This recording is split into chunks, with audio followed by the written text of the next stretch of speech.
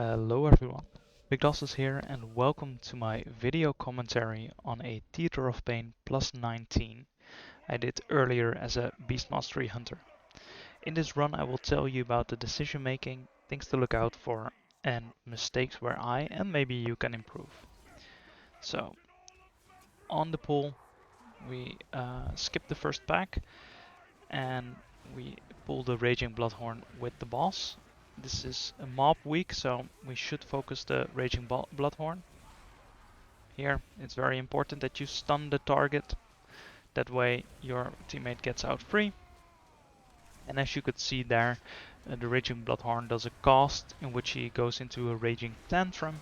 If he does that, you want to dispel that immediately or purge it with your arrow.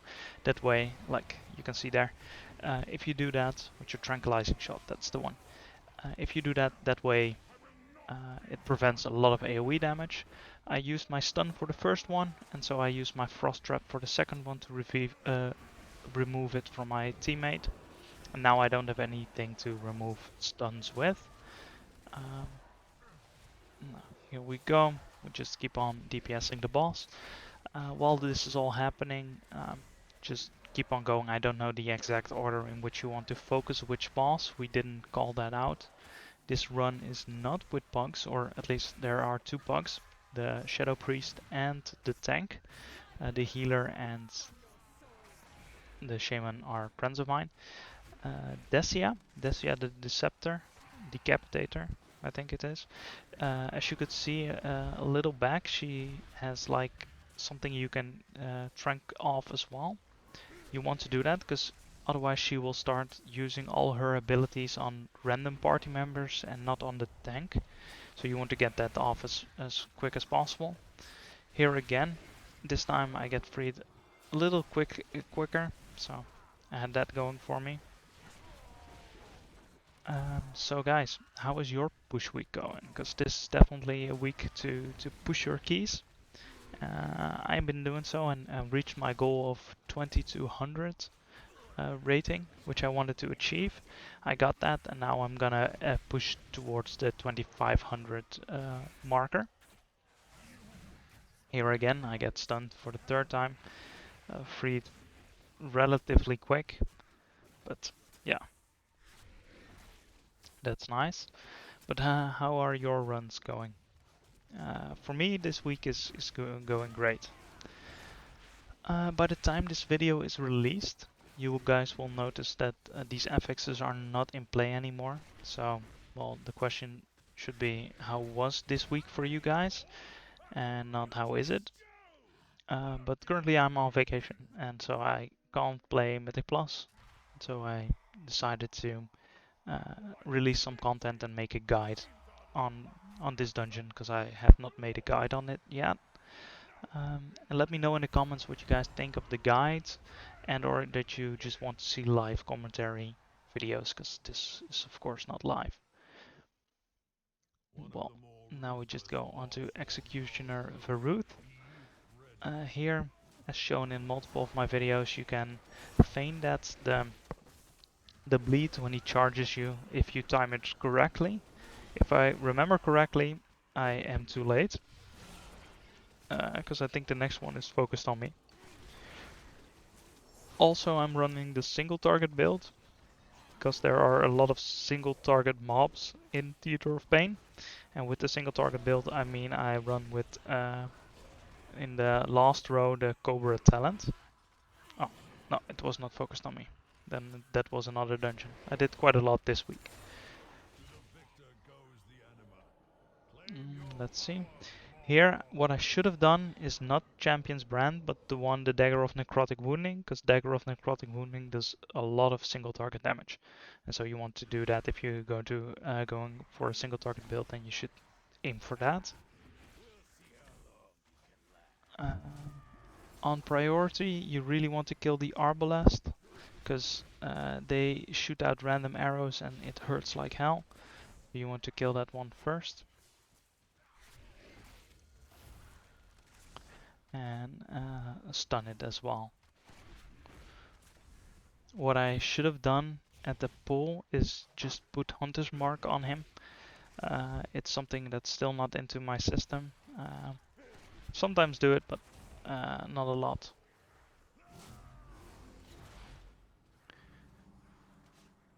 Here I almost died, so I popped Trank. No, not Trank. The heal to stay alive just a little bit more.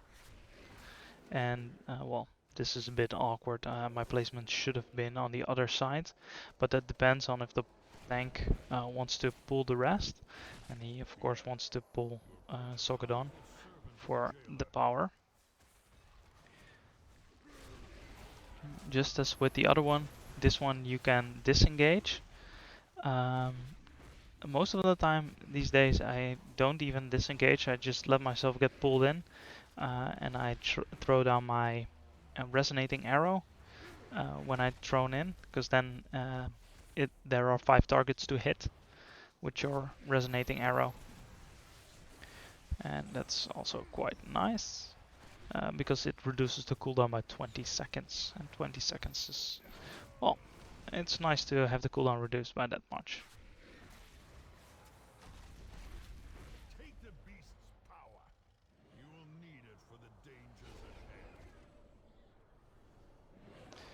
Here I'm going for the leech one.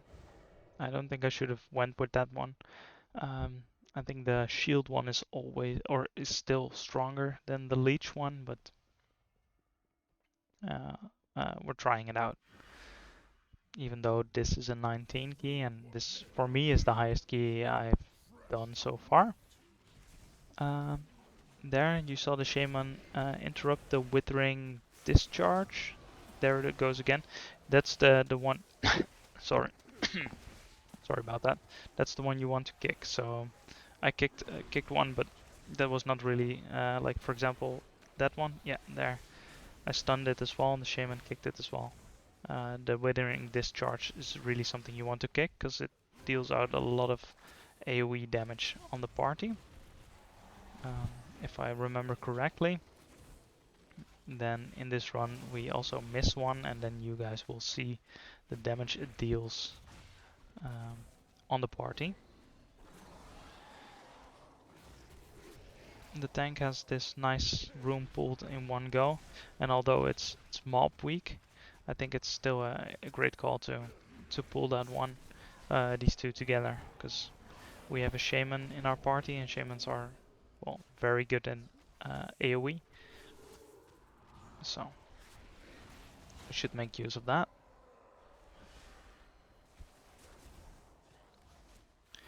Here I should use Binding Shot right off the bat, so that when they jump they both get stunned. I did not do that. It's something you could do when you do this run.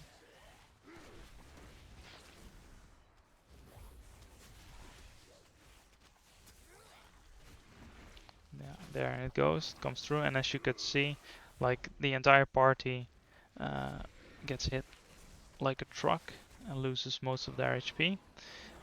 Meaning I get, for example, under 70% HP, which reduces my overall damage because my crit rating that way gets reduced by 5% because the champion's brand is not active.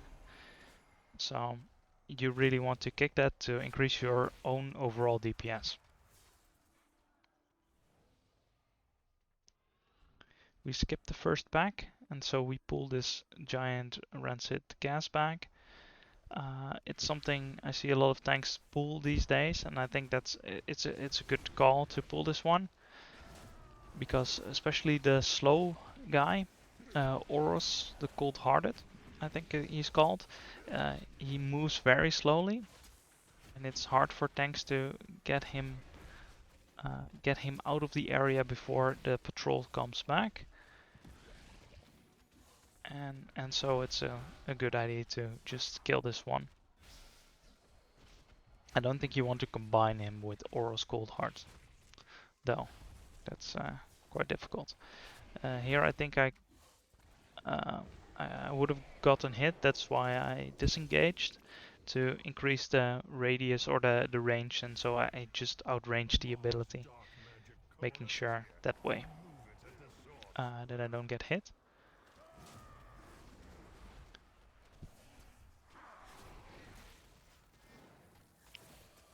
So guys, if you like this content, then consider leaving a like, or if you really like this content, then consider subscribing. So far I managed to reach 100 subscribers thanks to you guys, and I'm very happy with that. Thanks so much for all the support that I'm getting. It's awesome. I really like it, and I enjoy making the content, but well, getting um, some love from you guys, some support, really is nice. Nice to see.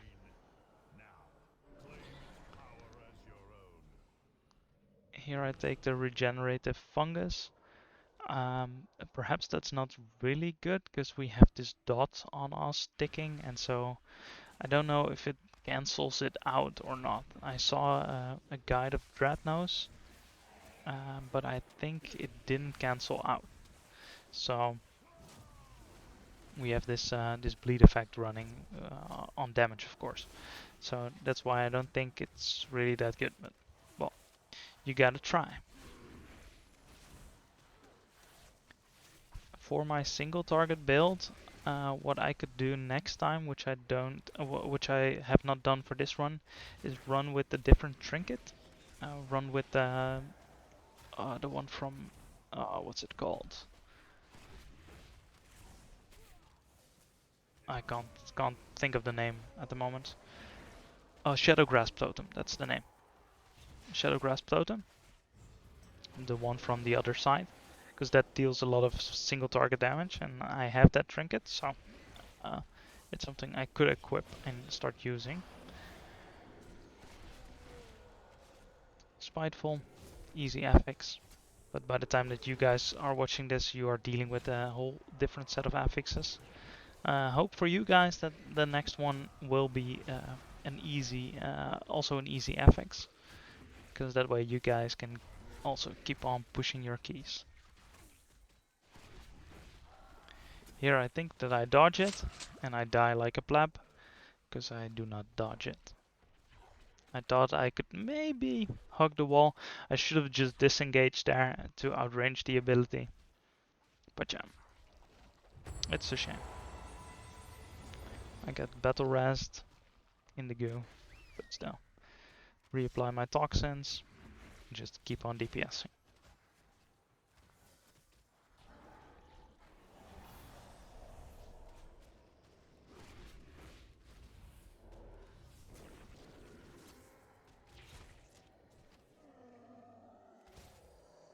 Just kick that ability. Our healer made a fair point. We should have just stacked up here. We do play together, me and my friends, quite a lot, but never really on high keys, because always there's someone who wants to level something else, so we never do really high keys together. So yeah, tactics are not really discussed, and it's more just of a fun talk. The tank didn't talk to us about this, but he was planning on combining this. I think it's something really nice. I think it's a good thing that if he can keep it up, then it's fine. For us DPS, it's quite nice, especially for the shaman who can just burst like crazy. At the moment, you guys can see our overall DPS is 8.2k over the entire dungeon, followed by the shaman for 7.4, and then the shadow priest with 6.8. Everyone is about the same item level, but I don't think this shadow priest is a real good representation. Yeah, that's whatever. You guys know what I mean. Of shadow priest, because I think that they are crazy strong at the moment.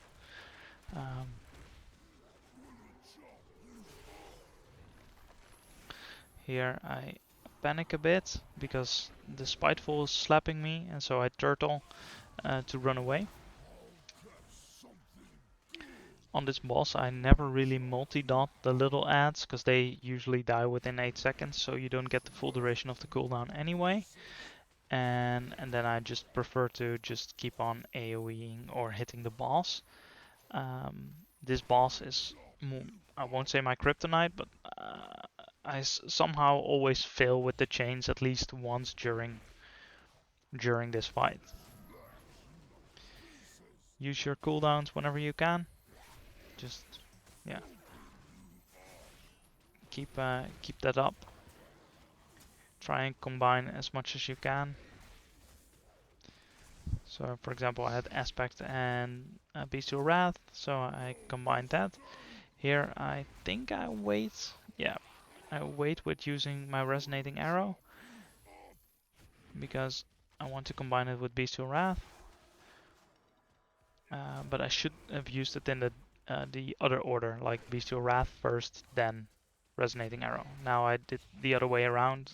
That's not really a good call. I should not have done that. And here comes my fail, followed up by almost a second chains. I don't know even if you can get hit by it, but okay. We managed to kill the boss. This is really a fight against the timer because it's a plus 19, so quite high, at least for me. And we're not doing that much damage, or at least not everyone is doing that much damage.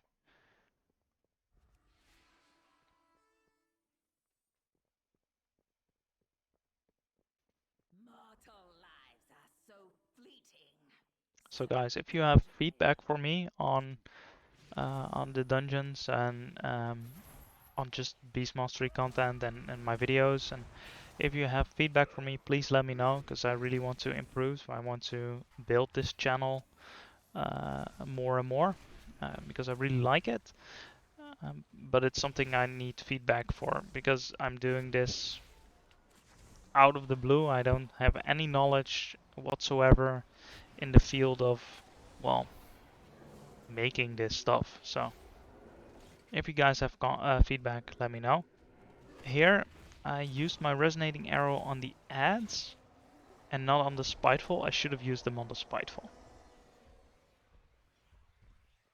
Another point of me making mistakes where I can learn, and I learn by watching this content, and I hope you guys learn as well by watching me fail doing this stuff. I think that's a good way to learn.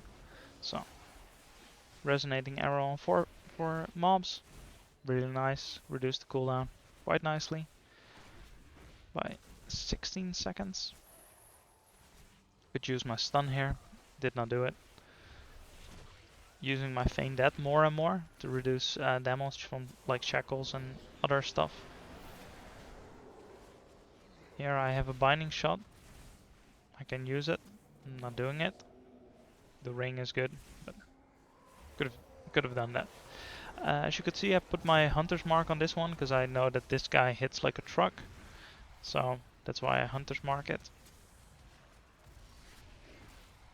Because I can, with my hunter's mark and the conduit that I have, I reduce the damage quite nicely by about 7%, I think. So that's nice. This is awkward, getting slapped. No, not even. Here I should put my hunter's mark on him as well. Don't know if my brain processed this during this fight. We will see.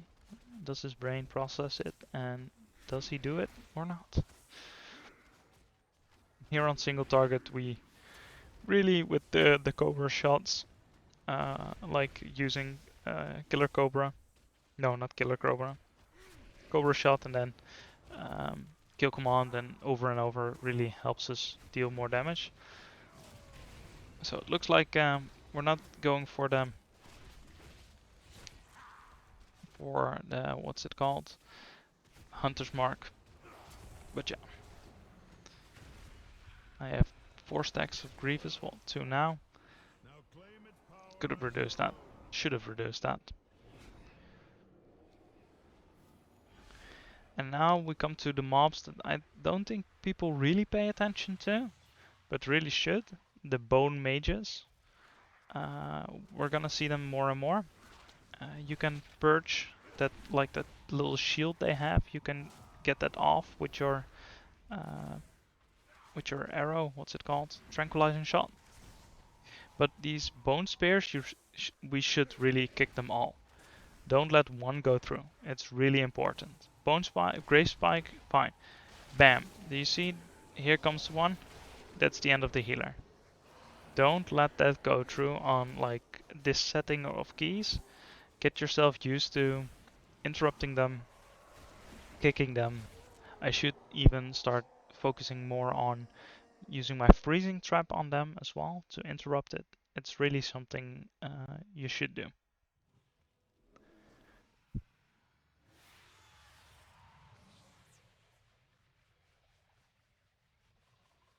So here we have one bone mages, and we should make sure that we kick it.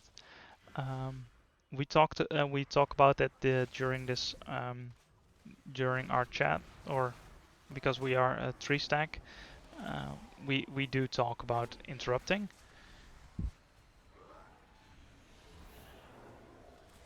Let's see. I should not have put my bleed on that little mob, on the spiteful. I should use it on the portal guardian. Here I trap, but I don't know why, because it always gets removed right away. On the previous Soulstorm I used Survival of the Fittest to reduce the cooldown or reduce the damage by 20%, which really helps me out. And I immediately start focusing this one down because I don't want people who are walking by to get killed. And as you could see, the Shadow Priest almost died there, and that mob got a single hit on him. So we take this route, and I think we need this because we skipped the first pack. There we remove the shield, and so we start calling who interrupts what. And there we stun, we overlap, but it's alright. Jamin has it. And now we just kill it before he manages to get another cast off. I think, but if we go this route, then we just get that little bit more count with one of the bigger mobs earlier on to make sure that you have enough count and you don't have to pull the mobs when you go upstairs again. That's something you could also do, by the way. It's just when you go up again, you have a little downtime, of course, because there's this little cinematic sort of stuff. Sorry about that. That little cinematic where you are waiting for the last boss. You could grab those mobs again. But I think it's quite a nice skip. Especially when you have like a Shadow Priest or something like that.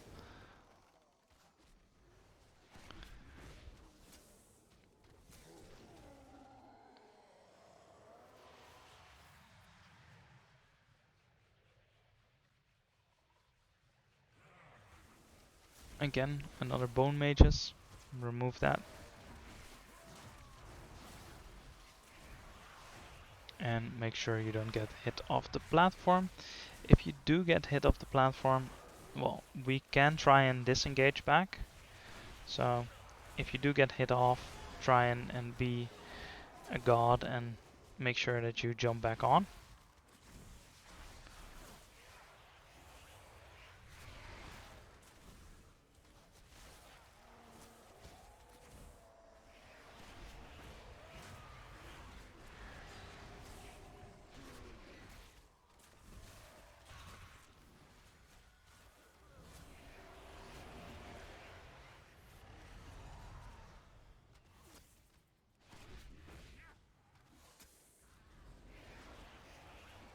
This platform for some reason is always very difficult.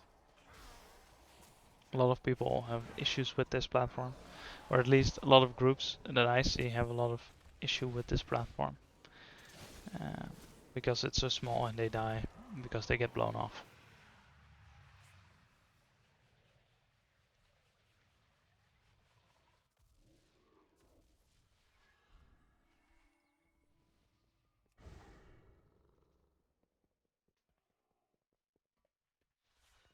And there you can see Time Rip, the Shadow Priest, is calling that we're not gonna make it, and I think he is correct at this point. What I think is that, but that's more personal. I think it's really annoying when someone like calls that out, and then you look at the damage meters, and they're more or less the reason that we're not making it, because we don't have that much death or unnecessary wipes and stuff like that.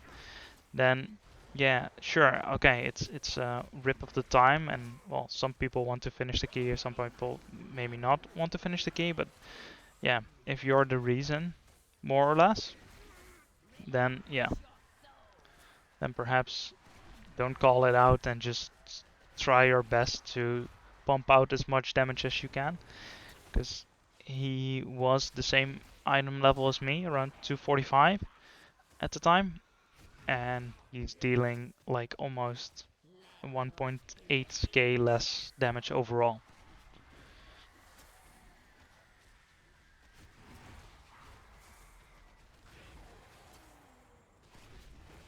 This boss, very easy.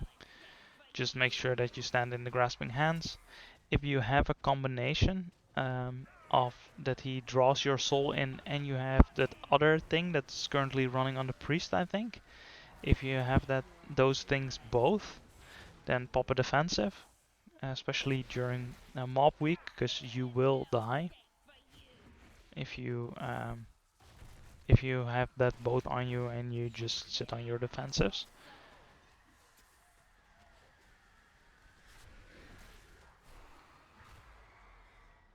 If you can, try, before you get horrified, try and get out a barbed shot just on the last second, so that when you get horrified and just stunned, that you have your bleed running, and so the stacks won't fall off. If you can plan that, then try and do that.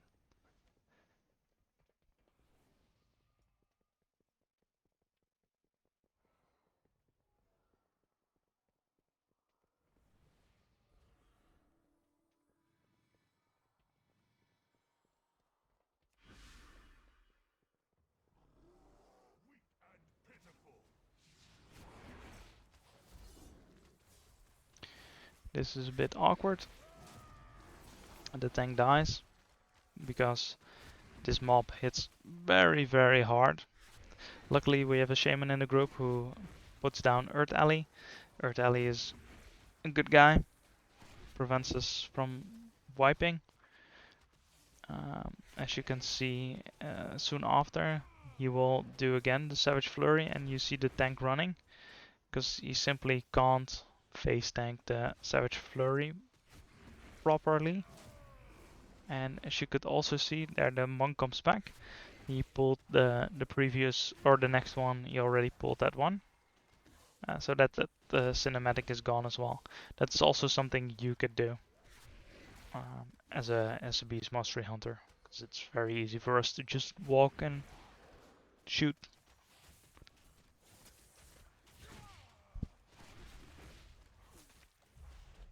Don't get hit by that. No reason to. Here I hold on to my cooldown. I hold on to Bestial Wrath because I want the combination to be used right off the bat. The tank should have started tanking towards this one earlier, because now we're sitting here with like a 7-8 seconds, maybe a little less, but not doing anything, and just that's a waste of time, especially when you're fighting the timer like we are currently. Because you need about, I think, 3 minutes on the last boss. So from here on out we have 4 minutes left to do 2 bosses, 1 mini boss, well 2 mini bosses if you count this one, and do the last boss. So it's safe to assume that we're not gonna make this one. But we are going to try and finish it though, because a plus 19 gives us a nice score. And well, there drops the bis legs for our monk healer. who has 203 lags by by the time of making this video. So we really want to get him some gear. He's doing really great.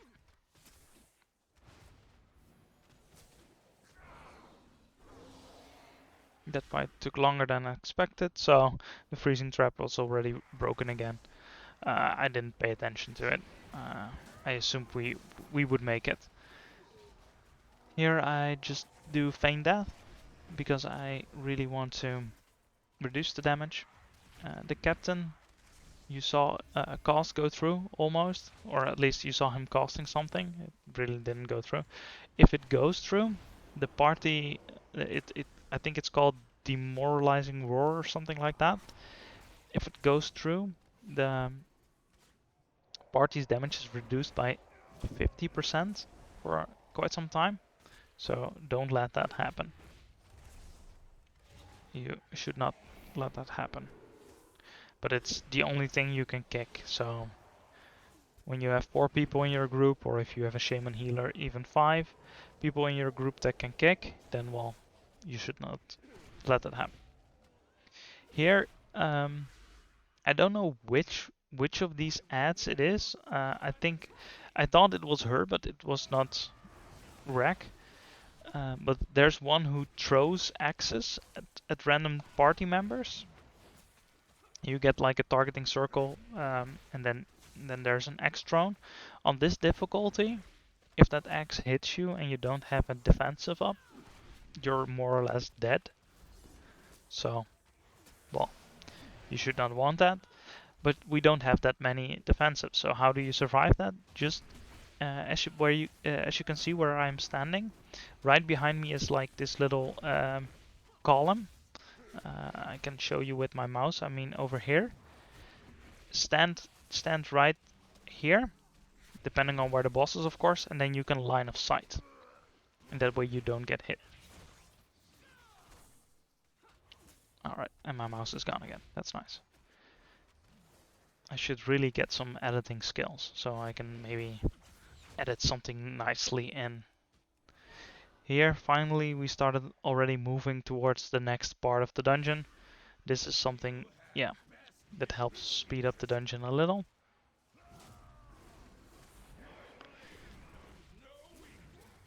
And that's something a tank can do, but we of course can't. I wait with my resonating arrow until the oppressive banner is up.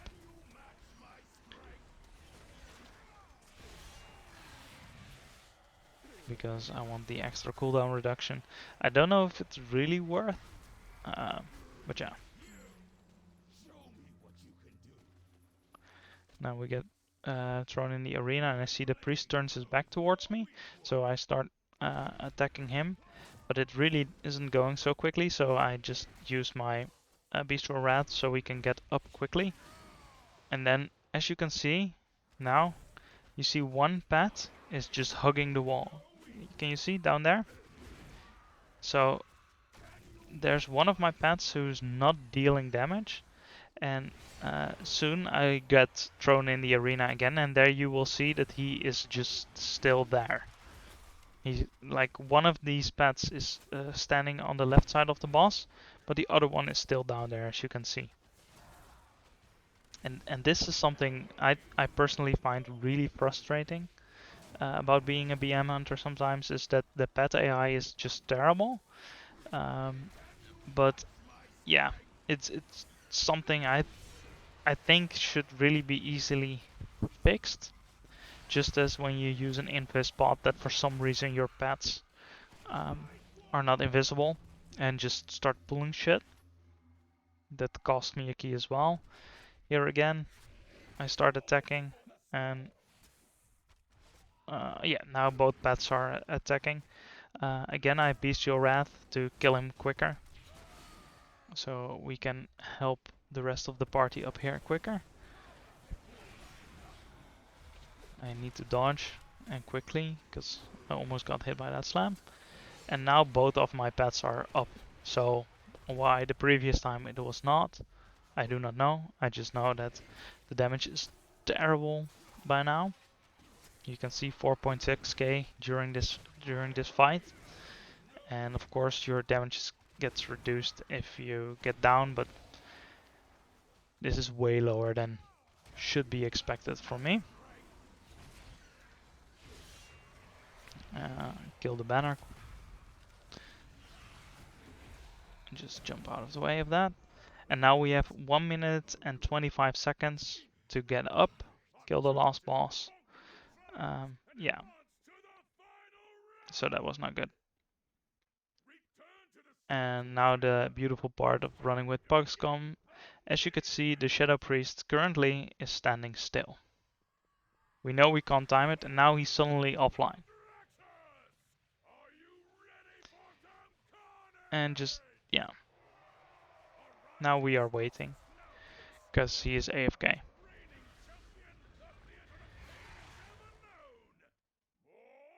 But I don't know if he left or he had a DC. So here we are standing, waiting, losing our time, because you get higher score the quicker you are. But if you are over time, then of course the score gets reduced. But the longer you take, the less score you get, or at least that's what I think. So if he didn't leave, we would have had like 1 minute or so. Here he comes back, and he's gone. So he just left. I wonder why. We want to finish the dungeon because we really want hopefully the legs for our monk, and we want the score. So we just finish it with the 4 of us. This fight is, I think it's really a nice, it's a great fight. It's really a raid fight, or it feels like that for me. A lot of mechanics, but mechanics that if played out well are easily manageable. Our shaman just starts popping there and just destroys everything with his nicely played chain lightning. So I think they should make like maybe like Final Fantasy, like 8-person raids, or more dungeons like created like this one, or a Theater of Pain in general, because I think it's a really nice nice dungeon. We wait with Lost till 50%, because that's always the threshold that you want to use Lost. I'm not gonna sit on my cooldowns until 50%, so that's why I'm popping them right now. Because, well, with 4 DPS it takes, or 2 DPS, it takes quite some more time to do it.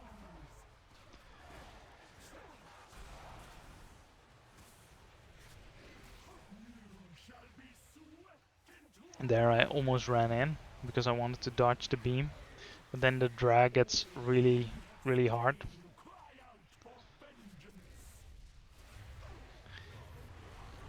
And now we just lost.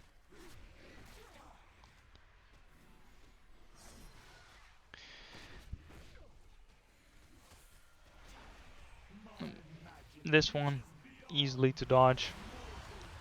And just running around. I think standing close to the boss might even be easier.